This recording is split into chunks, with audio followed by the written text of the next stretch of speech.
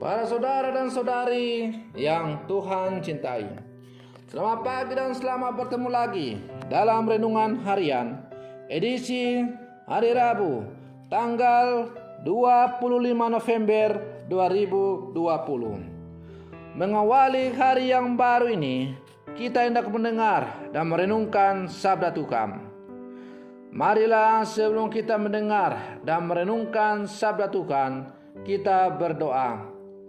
Dalam nama Bapa dan Putra dan Roh Kudus. Amin. Allah Bapa kami yang Maha Kudus, terpujilah namamu yang kudus dan diluhurkanlah di seluruh dunia. Semoga semua orang menyerupai Adam baru, ialah Yesus cahaya umat manusia. Bersabdalah ya Tuhan, kami siap untuk mendengarkan. Terpujilah Engkau Bapa, Putra dan Roh Kudus, kini dan sepanjang segala masa. Amin. Para saudara dan saudari yang Tuhan cintai, sabda Tuhan yang hendak kita dengar untuk mengawali hari yang baru ini diambil dari Injil Lukas pasal 21 ayat 12 sampai 19. Tuhan sertamu.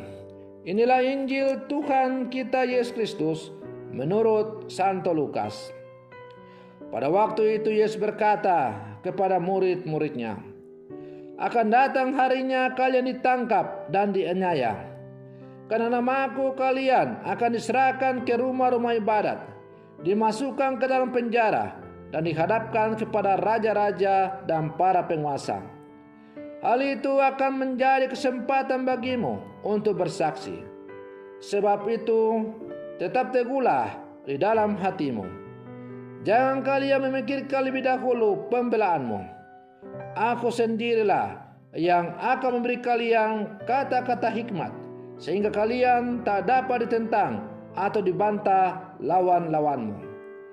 Dan kalian akan diserahkan juga oleh orang tuamu, saudara-saudaramu, kaum keluargamu, dan sahabat-sahabatmu. Dan beberapa orang di antaramu akan dibunuh. Karena namaku, kalian akan dibenci semua orang. Tetapi tidak sehelai pun rambut kepalamu akan hilang. Kalau kalian tetap bertahan, kalian akan memperoleh hidupmu. Para saudara dan saudari, demikianlah sabda Tuhan. Para saudara dan saudari yang Tuhan cintai, setiap orang mempunyai berbagai sikap dalam menghadapi penderitaan hidup. Ada orang yang menerima penderitaan sebagai nasib, sehingga diterima begitu saja. Ada orang yang tidak mau menerima penderitaan dan berusaha menyalahkan pihak lain dengan mencari kambing hitam. Injil hari ini menampilkan Yesus yang memandang penderitaan sebagai kesempatan untuk memberikan kesaksian iman. Penderitaan menjadi sarana untuk menunjukkan bahwa Kristus itu hidup. Dengan demikian, orang beriman menjadi kuat menghadapi berbagai macam kesulitan dan tantangan, karena mereka selalu berpegang pada kebenaran Kristus. Para saudara dan saudari yang Tuhan cintai, penderitaan dan kesulitan hidup akan selalu datang dalam hidup kita selama kita masih berada di dunia ini. Maka sebagai orang beriman, kita tidak perlu lari dari penderitaan, tetapi kita hadapi. Tidak perlu menyalahkan orang lain, tapi mari kita mencari solusi dan jalan keluar.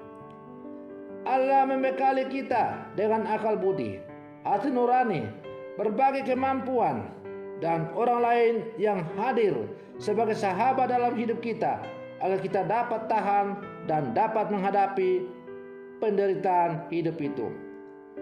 Penderitaan hidup akan membuat kita semakin yakin akan kebaikan Tuhan dan pertolongannya yang selalu tepat datang pada waktunya. para saudara dan saudari yang Tuhan cintai. Melalui bacaan Injil yang kita dengar hari ini, Yesus juga mengingatkan kita tentang penghakiman dan pengadilan hari terakhir dari Allah atas sikap hidup manusia yang pasti akan terjadi.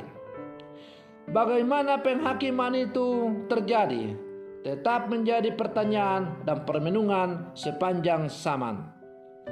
Refleksi tentang penghakiman terakhir menjadi awasan bagi manusia dalam menata hidup dalam hubungannya dengan Allah sebagai pencipta dan sesama manusia sebagai citra Allah.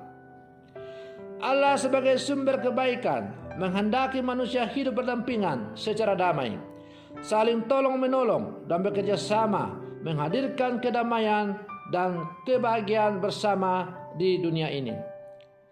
Allah menolak berbagai kejahatan dan sikap yang menghinakan Allah dan manusia. Kisah tentang kejatuhan Babylon dan kehancurannya sebagaimana diterangkan dalam kitab Wahyu mengedepankan sikap Allah yang berpihak pada kebenaran, kebaikan dan kebajikan. Sedangkan sikap sombong yang menghinakan Allah dan manusia menuai penderitaan dan kehancuran. Para saudara dan saudari yang Tuhan cintai, setiap sabda Yesus berdampak pada keselamatan manusia. Keterbukaan manusia dalam menanggapi sabda Yesus menghasilkan buah-buah iman, pengharapan, kasih, kesabaran, ketekunan, dan sukacita yang sejati. Maka marilah dalam seluruh kehidupan kita terus berjuang untuk menjadikan sabda Yesus sebagai patokan sarana spirit bagi kita untuk menjalani kehidupan di dunia ini. Bersama Yesus kita melangkah berjalan bersama, menapaki setiap derap langkah hidup kita, dan kita selalu mengarahkan derap langkah hidup kita untuk menuju kepada Allah.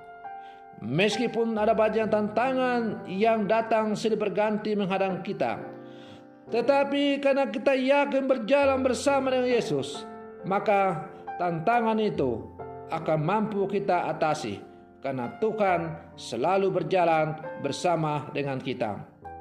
Semoga permenungan saya ini untuk mengawali hari yang baru ini sebagai mengajak kita sebagai murid-murid Yesus yang hidup di zaman sekarang untuk tetap setia di jalan salib kita masing-masing. Semoga demikian. Selamat pagi. Tuhan Yesus memberkati.